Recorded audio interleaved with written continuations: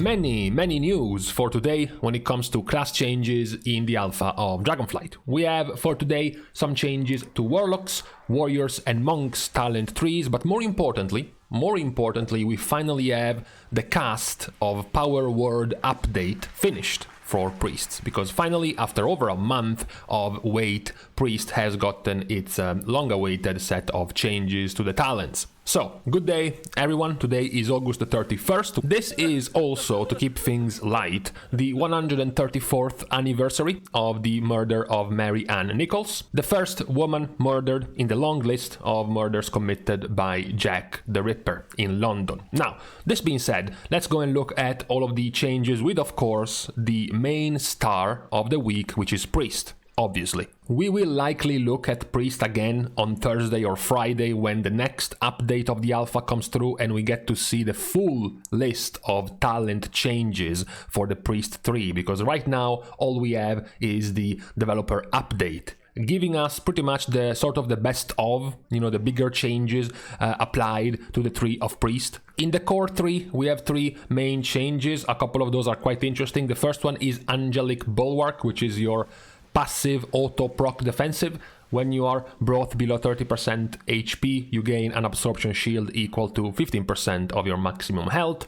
Cannot occur more than once every 90 seconds. This very likely will have two charges, because 15% max HP is very low. This is a quite weaker version than the Shaman's Nature's Guardian. Shaman's version is a 20% heal instead of a 15% absorb shield. It procs below 35% health instead of 30, and it has a 45-second cooldown instead of 90. So this one for Priest is likely also going to be stacked up twice. Then you have a much more entertaining talent coming back, which is Void Shift.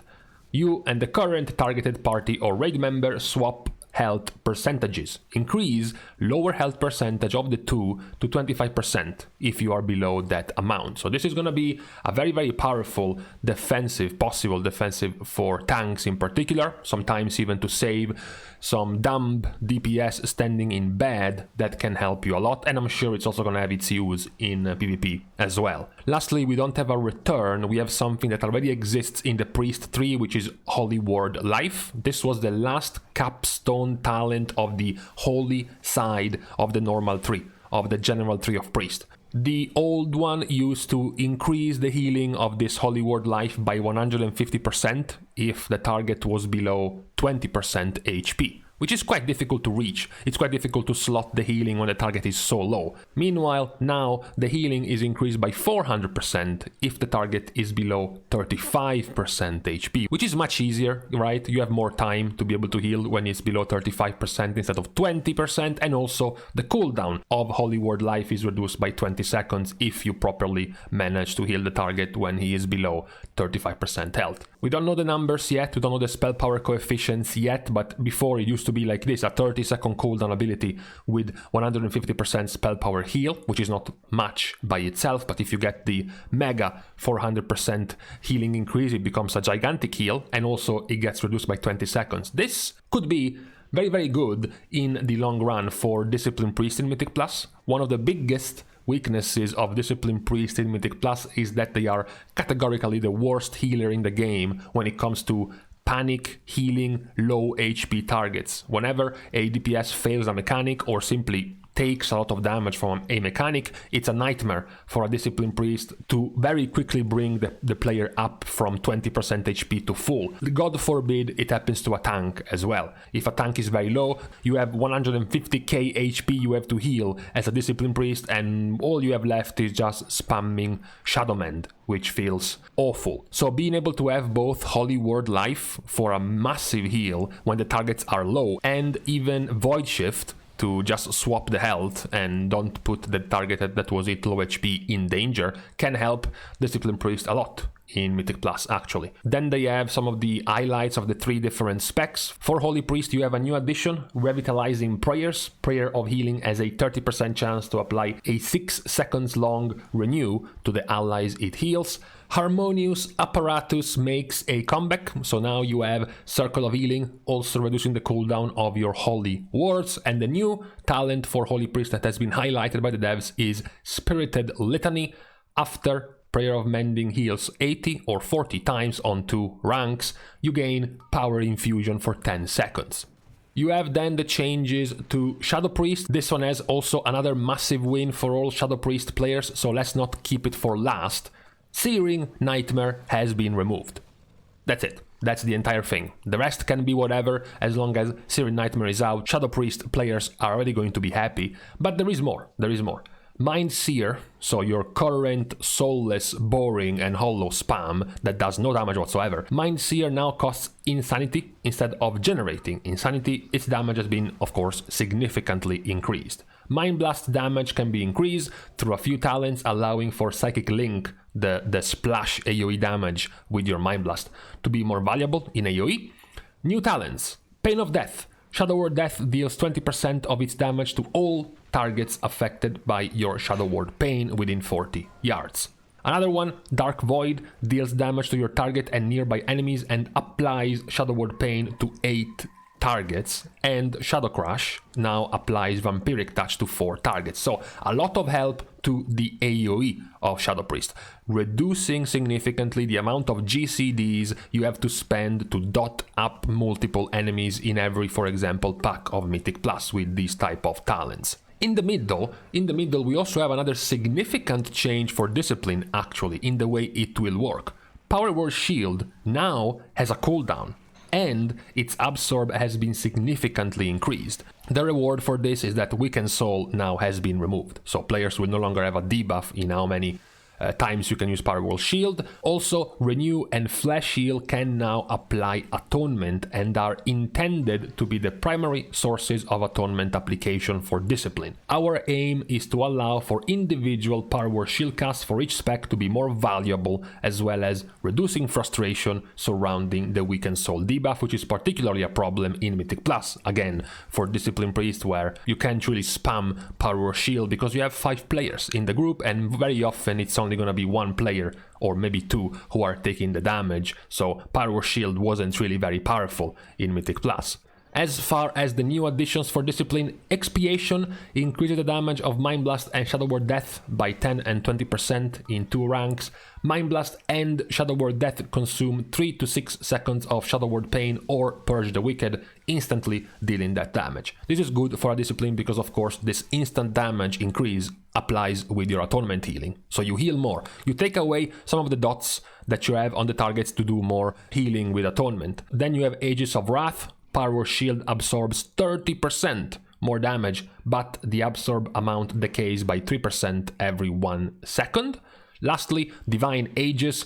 Critical heals create a protective shield on the target, absorbing 15% of the amount healed. Lasts for 15 seconds. Critical heals with Power Word Shield absorb an extra 15% additional damage. So this is the return of the Mists of Pandaria Atonement, the way Discipline worked in Mists, where your crits were transformed into HP shields on targets. So far, quite a few of these changes look promising, but of course we have to wait to see the full picture. Once we get the actual talent trees, we can see the different rows, the different changes in the rows and whatnot, to see how the talents are shaping up for Priest. Blizzard has also responded in the last few days to the feedback about Monk, but in particular Mistweaver Monk, who, in my opinion, in my review of Monk trees, was the one with the worst of the talent trees for Monks. Windwalker and especially Brewmaster were much better off with their talents compared to Mistweaver. One of the first feedback answers is that they believe that the several parts of the Mistweaver build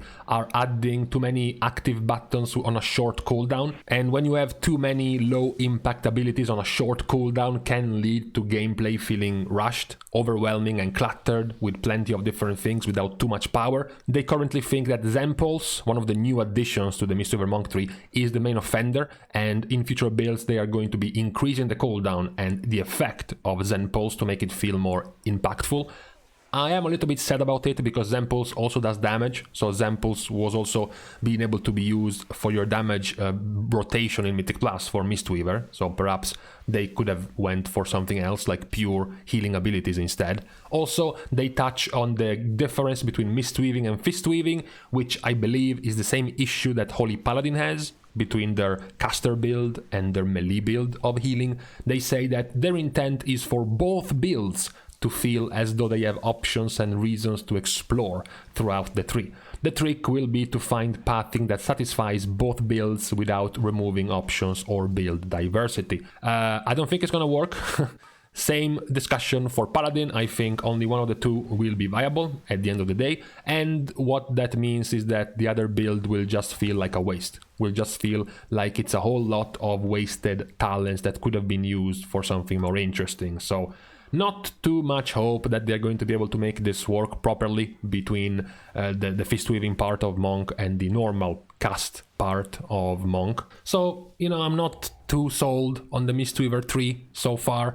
When it comes to Monk, I hope they're going to be able to make it a little bit better in the future before Dragonflight goes live. Besides Monk, however, we have gotten some changes to Warrior as well. No real major changes. Most of the stuff have been talent workarounds, moving them around in the talent trees, in the talent rows. You can go already and play around with them yourself in all of the different talent calculators available right now. One of the changes worth mentioning is options for Warrior, because right here you can see that the last tiers, the last rows of Warrior, in the options in which you can spread and change from row to row, connections for you to go through in the Warrior side. Also for the final parts, the final abilities, you have another choice now between Memory of a Tormented Blade Master and Memory of a Tormented Warlord. So you can now use Avatar or Bladestorm and you will cast the other at reduced effectiveness, or you can now cast Avatar or Thunderous Roar and cast Recklessness at reduced effectiveness. So this is the main change really when it comes to Warrior and their talent trees in this last build of the alpha.